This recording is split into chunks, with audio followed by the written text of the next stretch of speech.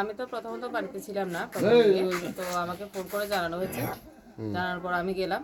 আমার এখানে ক্যান্টিনটা দেখতে পাচ্ছেন, এই ক্যান্টিনে আমি ছিলাম। এই ক্যান্টিনেও এসছে ওরা, খোঁজ খবর নিয়েছে। কেন এসছে আমি বুঝতে পারিনি, ভেবেছিলাম ফুড ডিপার্টমেন্ট থেকে এসছে। এরপর যখন শুনলাম যে আমার বাড়িতেও গেছে, তখন আমি আমার বাড়িতেও যাই। যাওয়ার পর ওদেরকে জিজ্ঞেস করার পর ওরা বললো যে আমরা বিএসএনএল থেকে এসেছি। ওরা কি ঠিক বলেছে কি না ভুল বলেছে আমি জানি না। তো বিএসএনএল থেকে এসে বলেছে আমার বিএসএনএল তো কোনো ফাইবার টাইবার কিছু নেই। এরপর বলছে ফাইবারটা কিসের? আমি বললাম যে আমাদের জিও ফাইবার এটা। তো ঠিক আছে, চেক করবো ঘর। ঠিক আছে, অবভিয়াসলি ওয়েলকাম সবসময়।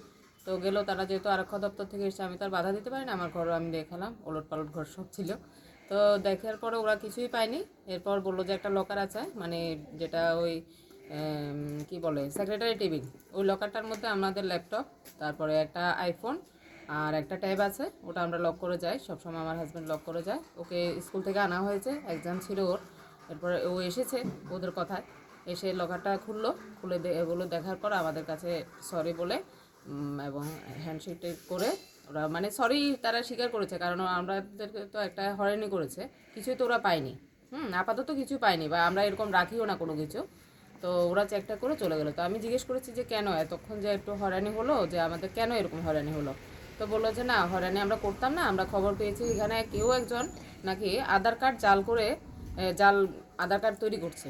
তো কী নাম আসো বিষয় ওরা আমরা কিছু জানি না। তো এরপর আমরা ঠিক আছে, তাহলে তো চেক করেছেন, ভালোই হয়েছে, এটা ধরা পড়ুক, এটাই আমি চাই। যে দোষী সে অবশ্যই দোষী সাব্যস্ত হোক এবং উপযুক্ত শাস্তি তাকে দেওয়া হোক, এটাই আমি চাইবো। বিশেষ করে আমি যেহেতু একটা বিজেপি দলে আছি, আমি চাইবো যে আসল দোষী সে অবশ্যই যেন শাস্তি পায়।